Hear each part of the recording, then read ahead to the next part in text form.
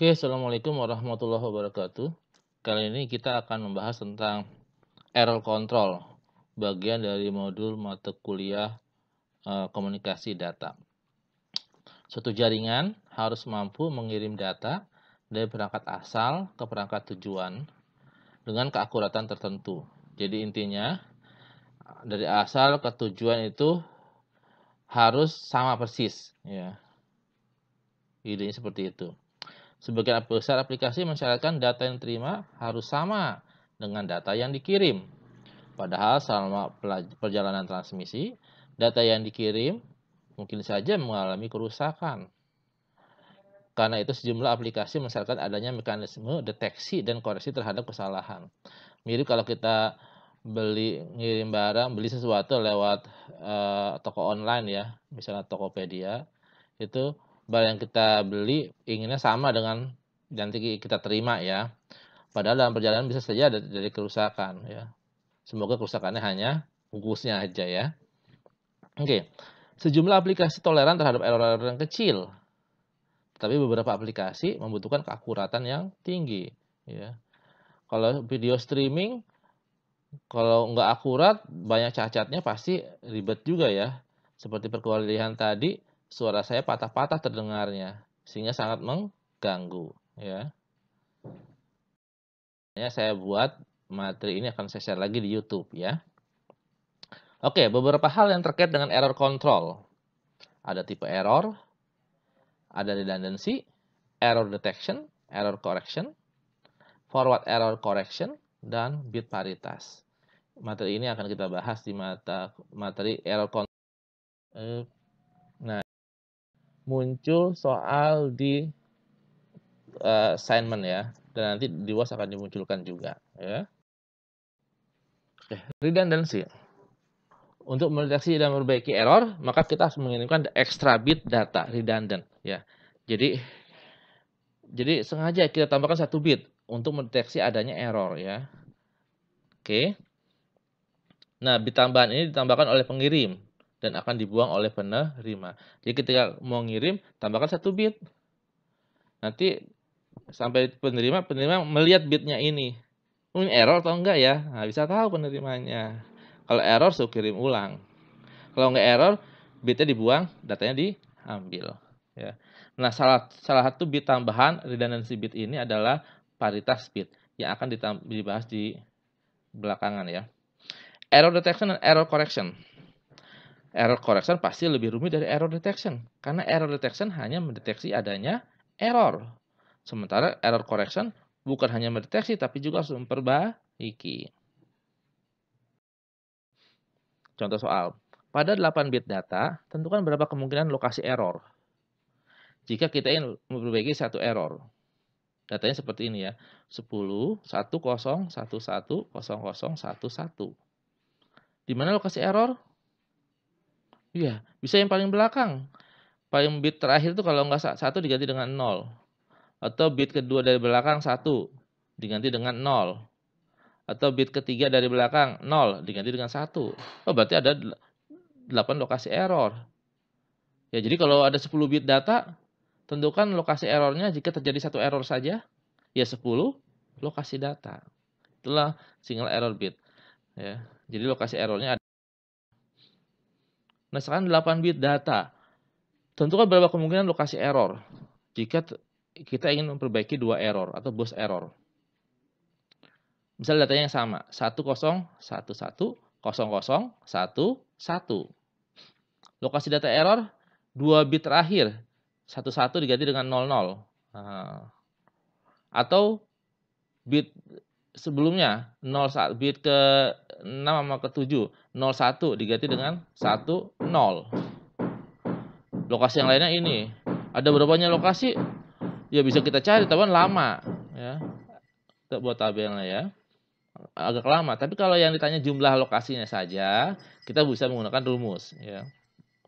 Oke, apakah hanya 4 lokasi saja? Masih banyak, tapi butuh waktu ya. Karena 8 bit diambil 2 lokasi saja, maka banyaknya lokasi error. Gunakan rumus kombinasi yang pernah kita pelajari di kelas di SMA ya. Ini catatannya ya. Nanti kita lihat lagi catatannya ke belakang ya. Kita lihat hasilnya dulu. Rumus itu n faktorial dibagi n kurang r faktorial. Lambang tanda seru itu artinya faktorial ya. Jadi kalau diambil 8 dari 8 bit diambil 2, berarti n-nya 8.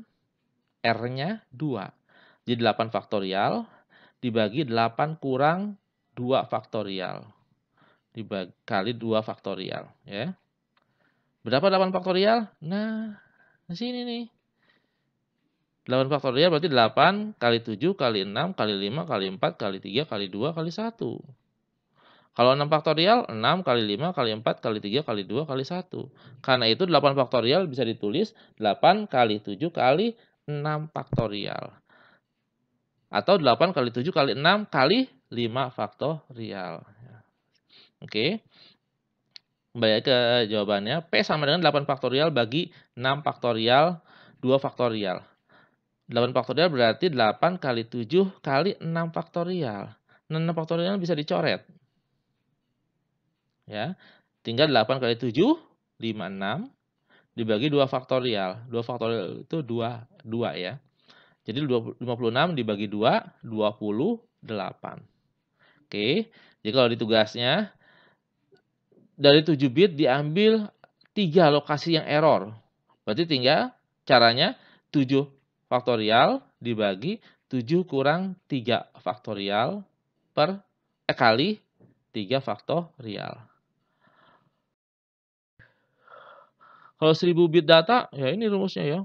Berarti yang lokasi error 10. 1000 faktorial dibagi 1000 kurang 10 kali 10 faktorial. Seperti ini ya. Angkanya besar, banyak ya. Apalagi kalau bukan 1000 data, tapi 100 juta data. Misalnya 100 megabit per second. Ada 100 juta bit dalam 1 detik. Gak kebayang ya. Begitu tinggi kecepatannya ya. Lanjut, for all error correction dan retransmission.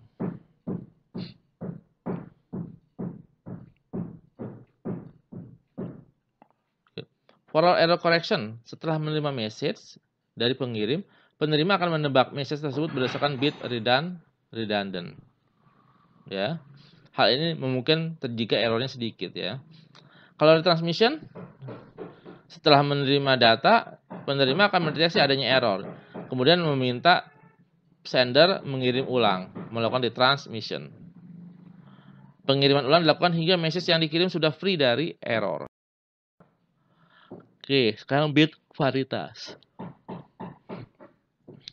Bit paritas adalah bit pemeriksa yang ditambahkan. Angkanya ini bisa 0, bisa 1. Ditambahkan ke bit terakhir dari sebuah byte untuk deteksi kesalahan.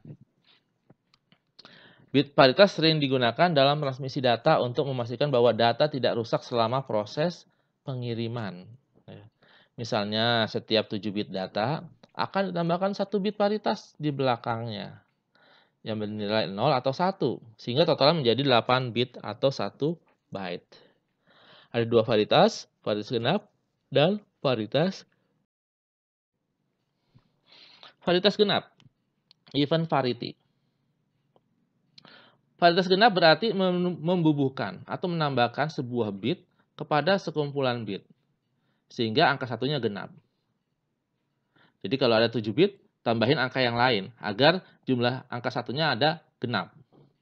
Contohnya, itu paritas genap. Berarti kalau paritas ganjil, angka satunya ganjil.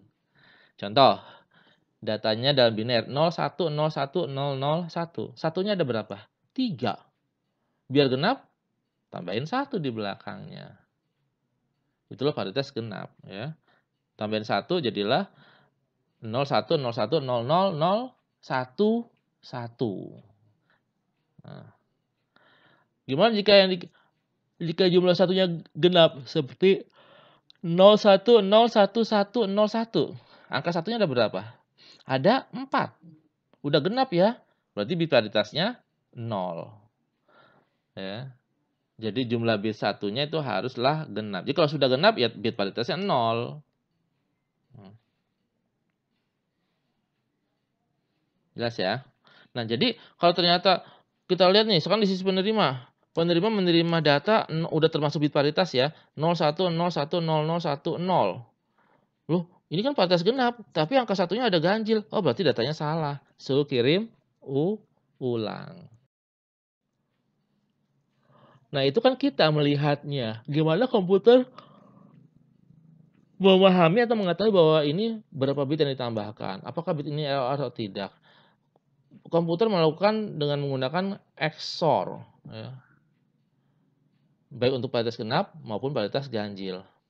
Jika digunakan paritas genap, maka hasil akhir merupakan paritas genapnya. Oke. Jika digunakan paritas ganjil, maka hasil akhirnya harus dikomplement. Oke, nanti kita jelaskan ya. Lihat tabel logikanya. Kalau 00 hasilnya 0 SOR-nya. Yang paling bawah kalau 11 hasilnya 0. Yang tengah 01 atau 10 hasilnya 1. Cara memahaminya adalah angkanya sama, SOR-nya 0. Jika 00, 0 karena angkanya sama. 11 angkanya sama, berarti ya hasilnya 0 juga. Oke, itu cara mudah mengingatnya. Maaf. Nah, ini ya. Tambahkan 0. Angka K, huruf K. 111011. Angka satunya ada ganjil, ada 5. Berarti bit paritasnya 1 biar genap. Demikian pula U. Inilah yang dikirim. Nanti bit paritas itu dibuang lagi ya. Kalau sudah pasti datanya benar. Oke. Misalnya terjadi kesalahan. Yang dari Upin yang baris pertama tuh ya. Yang dari Ipin tuh yang warna biru angka 0-nya berubah menjadi angka 1. Sehingga terbaca bukan aku tapi CQU. Benarkah datanya? Nah, kita lihat. Itu yang ada angka 1 warna biru tuh ya. Itu jumlah angka satunya berapa? Ganjil atau genap? Ganjil. Padahal bit paritas genap. Angka satunya harus genap. Kalau dia terima angka satunya ganjil berarti data ini salah. Bisakah si komputer si Ipin memperbaiki kesalahan? Enggak. Dia minta suruh kirim ulang. Ya.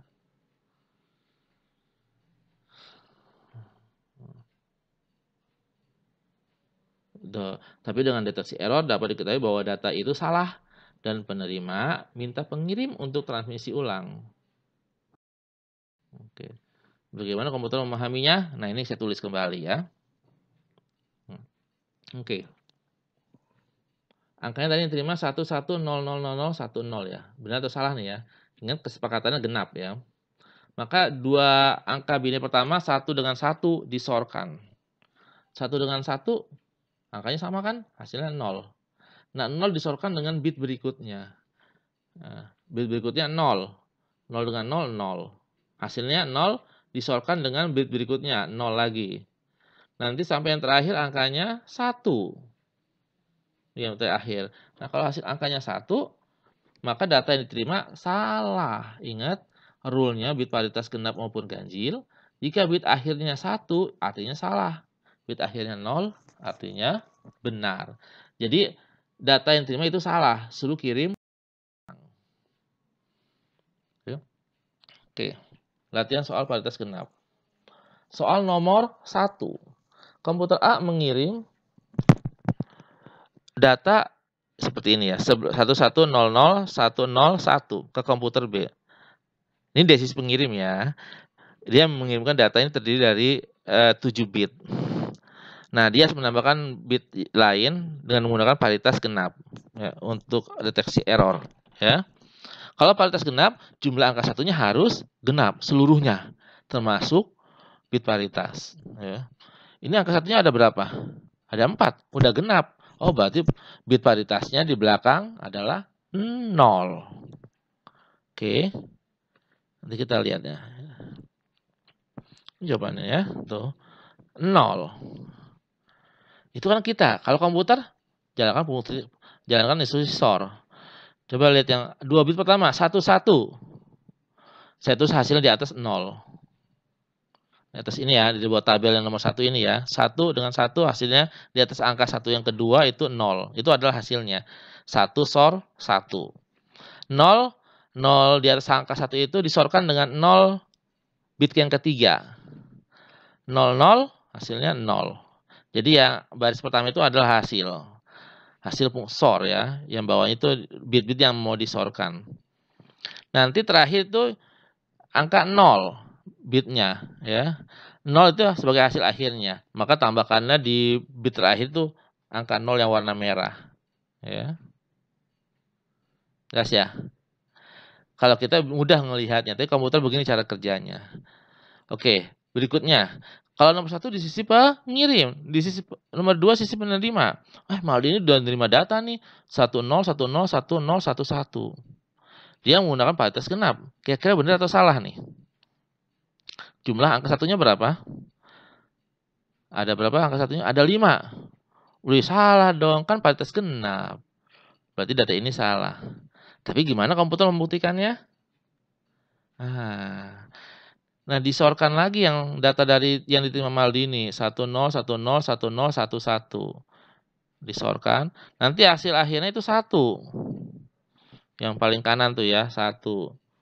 Saya kasih penjelasan. Nah, yang angka 1 ini salah. Paritas ganjil, odd parity. Berarti menambahkan sebuah bit tambahan kepada sekelompok bit untuk menghasilkan banyak satu yang ganjil. Oh, berarti jumlah angka satunya itu harus ganjil, termasuk bit paritas. Ya. Contohnya, si A akan mengirimkan angka 01, 01, 001. Satunya udah ganjil atau genap nih? Oh, udah ganjil, ada 3. Berarti kalau sudah ganjil, tambahkan bit paritasnya 0. Tuh warna merah, 0. Tapi gimana kalau yang ini? 01, 01, 1, 01. Angka satunya ada 4. Genap. Padahal kita menggunakan bit paritas ganjil. Berarti tambahkan angka 1 di terakhir. Inilah bit yang akan dikirimkan. Ya. Jadi kalau yang dikirimkannya salah, ketahuan ya. Misalnya dikirimkannya 01, 011, 010. Kok angka satunya ada ganjil, ada genap sih? Padahal bit paritas ganjil. Berarti data yang diterima salah. Oke. Latihan soal paritas ganjil. A mengirim ke B 1100 101. Angka satunya ada 4. Ini paritas ganjil. Berarti satunya harus ganjil dong. Berarti paritas ganjilnya bit paritas tambahannya angka 1. Biar angka satunya ganjil. Ya. Tuh angka 1 yang warna merah. Ya. Ini dijalankan dengan perintah SOR ya. Yang kedua, Maldini menerima data 10101011. Angka satunya ada 5. Udah bener dong, kan paritas ganjil. Oke. Cuma kalau cara kerjanya sama ganjil sama genap. Cuma kalau ganjil, paritas ganjil kalau ada hasil akhirnya itu dikomplemen. Lawannya komplemen itu ya. Jadi kalau komplemen dari 0 adalah 1, komplemen 1 adalah 0. Nah, contohnya nomor ini ya. Assalamualaikum warahmatullahi wabarakatuh.